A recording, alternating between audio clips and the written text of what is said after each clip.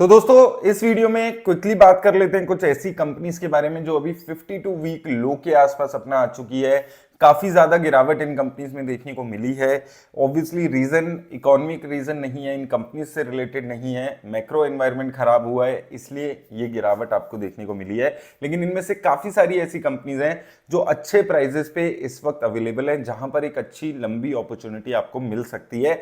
लेकिन याद रखिए किसी भी तरह की इन्वेस्टमेंट की राय नहीं है, सिर्फ एजुकेशनल पर्पस, और आप अपनी वॉच लिस्ट में ये कंपनीज को ऐड करके रख सकते हैं। तो देखिए सबसे पहले बात करें तो प्राइवेट सेक्टर के जो बड़े बैंक्स थे वहां पर एक अच्छा खासा फ्राइडे को क्रैश देखने को मिला था, जिसमें एचडीएफसी बैंक अब लगभग 52 वीक लो के आसपास यहां पर आ चुका है और यहां पर एक अच्छी खासी गिरावट देखने को मिली है। और इस साल के सारे गेन्स ऑलमोस्ट इसमें खत्म होते हुए नजर आए। आप देखेंगे अभी 5 साल में लगभग फ्लैट इसके नंबर्स हैं। तो यहां पर आप देखेंगे एक अच्छी खासी गिरावट है, गुड क्वालिटी की कंपनीज है जहां पर रिस्क थोड़ा सा कंपैरेटिवली कम हो जाता है, और यहां पर एक अच्छी खासी क्रैशेस यहां पर हमें देखने को मिले हैं। सिमिलर हाल हमारे को कोटक महिंद्रा बैंक में भी देखने को मिला है। यहां पर भी स्टॉक लगभग अपने 52 वीक लो के आसपास आ चुका है, अच्छी खासी गिरावट यहां पर देखने को मिली है।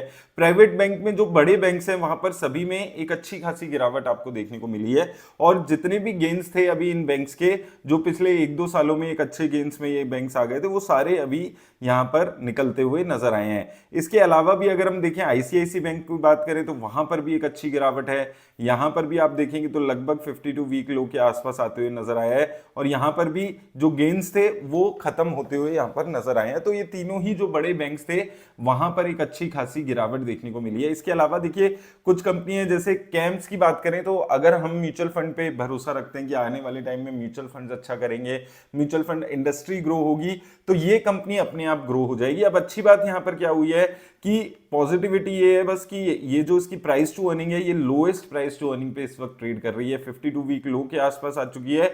और यहां पर अगर हम देखें तो जो इसकी ग्रोथ है वो कंसिस्टेंट ग्रोथ रही है सेल्स में और प्रॉफिट्स में।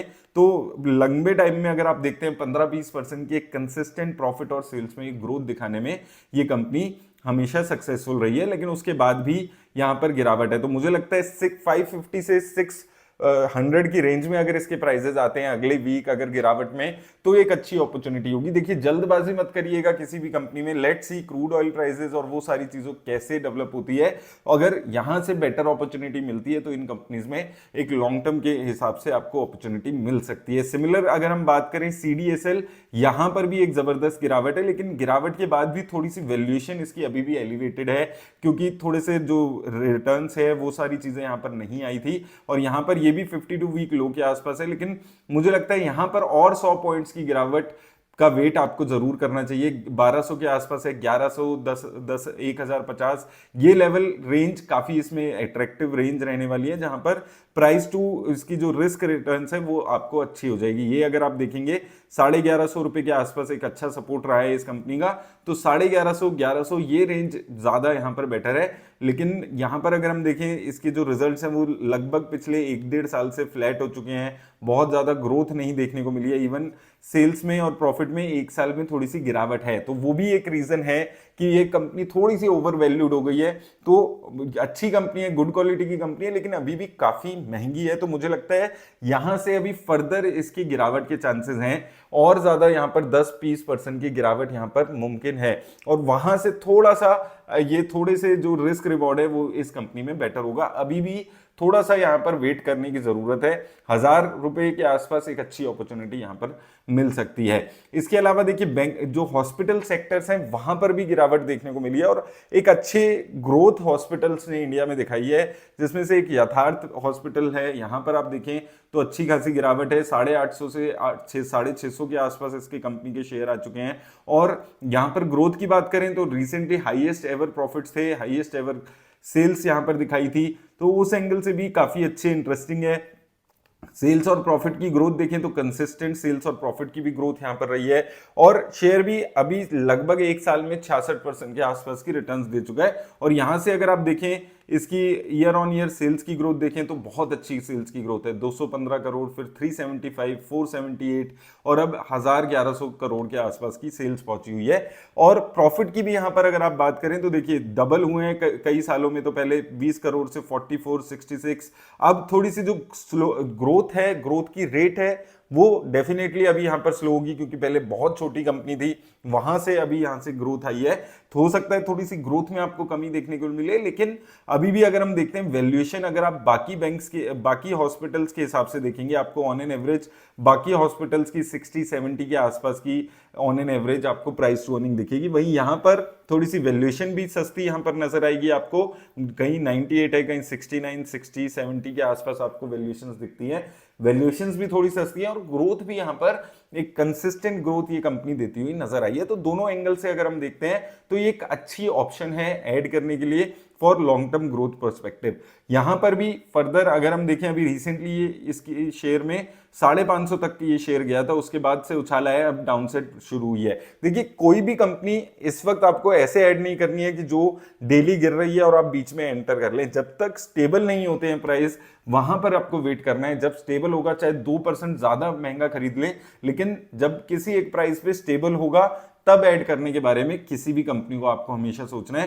तो यहां पर आता है, अगर 500 550 की रेंज में आपको मिलता है तब ऐड कर सकते हैं, या फिर ये इन्हीं प्राइसेस में थोड़े से लॉन्ग टर्म, मतलब कम से कम 15-20 दिन स्टेबल होता है, इन्हीं प्राइसेस के अराउंड चलता है, तो आपको यहां पर इन कंपनीज में ऐड करना है। तो जब एक बार ये जो फॉल है उसके रुकने का वेट करना है, उसके बाद जो प्राइसेस मार्केट डिसाइड करेगी उसके हिसाब से आपको इस कंपनी में एंटर करने की जरूरत है। सिमिलरली अगर हम पेंट सेक्टर पे बात करें तो देखिए पेंट सेक्टर डायरेक्ट लूजर है। जितना ज्यादा क्रूड ऑयल के प्राइसेस बढ़ेगा, इनका रॉ मटेरियल है, इनकी कॉस्ट बढ़ रही है और इनका डायरेक्ट नुकसान हो रहा है। अब यहां पर अगर हम इंडिगो पेंट्स की बात करते हैं तो बहुत ही ज्यादा सस्ती इसकी प्राइस टू अर्निंग हो चुकी है, 874 के आसपास ये आ चुका है और लगातार गिरावट देखने को मिली है।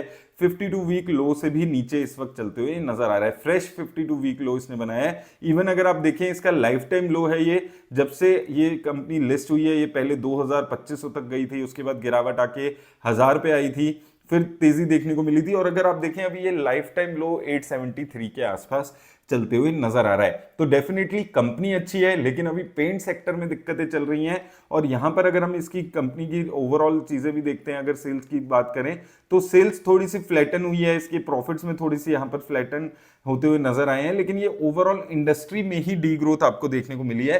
तो 2024 में 149 करोड़ के प्रॉफिट्स थे जो गिर गए और उसके बाद अभी स्टेबल होते हुए नजर आ रहे हैं। तो सेल्स और प्रॉफिट लगभग पिछले एक साल से फ्लैट है, इस वजह से भी ये गिरावट है। उसके ऊपर क्रूड ऑयल के ये जो चीजें हुई हैं वो फर्दर एक नेगेटिविटी ऐड करती है। और यहां पर आप देखेंगे एक साल में सिर्फ 2% की सेल्स की और प्रॉफिट की सिर्फ 6% की ग्रोथ है। ओवरऑल स्टॉक के जो प्राइस है उसमें एक बुरा हाल यहां पर देखने को मिला है। लेकिन यहां पर अगेन ये कंपनी अच्छी है, फंडामेंटली अच्छी कंपनी है, लेकिन यहां पर भी आपको वेट करना होगा जब तक इसके प्राइसेस स्टेबल नहीं होते हैं। क्रूशल सपोर्ट था इसका 1000 रुपीज पे, उसको तोड़ चुका है, उसके बाद नीचे जा रहा है, फ्री फॉल में है, अभी डेली गिरावट देखने को मिल रही है। अगर हम एक महीने की बात करें, यहां पर आप देखेंगे एक महीने से डेली गिरावट इसके प्राइसेस में देखने को मिल रही है। तो डेली बेसिस पे गिरावट आ रही है, बीच में फॉलिंग नाइफ में आपको एंटर नहीं करना है, थोड़ा सा वेट एंड वॉच करेंगे जब तक स्टेबल नहीं होते प्राइस। अब वो 800 पे होते हैं, 850 पे होते हैं, ये 950 पे ऊपर जाके हो जाते हैं, वी डोंट नो। लेकिन जब प्राइसेस स्टेबल होते हैं उसके बाद एंट्री करने के बारे में सोचिएगा, क्योंकि 1000 रुपए का अच्छा सपोर्ट था, उसको तोड़ के अब ये प्राइसेस ट्रेड करते हुए आपको नजर आ रहे हैं। इसके बाद लास्ट कंपनी जिस पे आज हम बात करने वाले हैं वो भी पेंट सेक्टर की ही कंपनी है, लेकिन यहां पर रिस्क थोड़ा सा कम है, लेकिन वैल्यूएशन लगभग अगर हम इंडिगो पेंट से कंपेयर करते हैं तो डबल वैल्यूएशंस हैं, 54 है। वैल्यूएशंस बड़े होने का रीजन भी 2-3 ये होते हैं कि ये निफ्टी 50 की कंपनीज हैं, तो बहुत सारे फंड्स को चाहे ना चाहे इस कंपनीज को ऐड करना पड़ता है, तो इसलिए वैल्यूएशंस एलिवेटेड रहती हैं। ये कंपनी भी अपने 52 वीक लो के आसपास है, तो यहां पर 2100 रुपए पे अच्छा सपोर्ट इस कंपनी ने बनाया हुआ है। तो 2100 रुपए के जो नंबर्स हैं उसको ध्यान में रखना है आपको। लेट्स सी कि ये नेक्स्ट वीक में क्या ये 2100 से भी नीचे जाता है, क्योंकि क्रूड ऑयल अभी पिछले 1-2 दिन में ही बहुत ज्यादा बढ़ चुका है और कल हो सकता है मंडे को और ज्यादा बढ़े। तो जितना ज्यादा बढ़ेगा उतने ज्यादा इस शेयर में गिरावट आने के चांसेस हैं। तो 2100 रुपीज के प्राइसेस हैं, उस पर ध्यान रखना है। अब ये जो अभी क्राइसिस हुआ है वॉर वाला, ये पेंट सेक्टर्स के लिए बहुत ज्यादा नेगेटिव सीन है, क्योंकि ऑलरेडी अगर आप यहां पर देखेंगे सेल्स में ही ग्रोथ नहीं आ रही थी, अब उसके बाद इनकी कॉस्टिंग पे इंपैक्ट आ जाएगा, तो आपको यहां पर इन कंपनीज में बहुत ही ज्यादा नेगेटिव चीजें रहने वाली हैं। 5 साल में आप देखेंगे तो एशियन पेंट्स ने कुछ रिटर्न्स ही नहीं दी है। तो इसलिए थोड़ा सा यहाँ पर इस कंपनी में भी आपको वेट करने की जरूरत है। इवन यहाँ पर अगर आप देखेंगे, यहाँ पर लगातार जो इनके प्रॉफिट्स हैं वो गिरे हैं। 2024 में 5,500 करोड़ के आसपास के प्रॉफिट्स थे जो गिर के 3,700 करोड़ के आसपास रह गए हैं। तो यहां पर गिरावट देखने को मिली है, लेकिन फिर भी लार्ज कैप कंपनी है तो थोड़ा सा संभल जाती है चीजें, वहां पर बेटर हो जाती है और उस वजह से रिटर्न्स आपको बेटर देखने को मिल जाती है। तो यहां पर भी आपको एक ज्यादा गिरावट हो सकता है आने वाले टाइम में देखने को मिले, लेकिन अप्रोच अपनी वही रखनी है। कोई भी कंपनी को अगर आप इन्वेस्ट कर रहे हैं तो किसी भी कंपनी में सिर्फ इसलिए इन्वेस्ट नहीं करना है क्योंकि गिर गए हैं 40%, 50%। जब तक वो एक स्टेबल प्राइसेस पे नहीं आती है तब तक के लिए आपको वेट करना है। उसके बाद लेट्स सी कि हमें इन्वेस्ट करके वहां पर कैसे इन्वेस्ट करना है। लेकिन याद रखिएगा, किसी भी तरह की इन्वेस्टमेंट की राय वीडियो नहीं देती है। किसी भी कंपनी में इन्वेस्ट करने से पहले अपने फाइनेंशियल एडवाइजर से जरूर बात कर लें। धन्यवाद।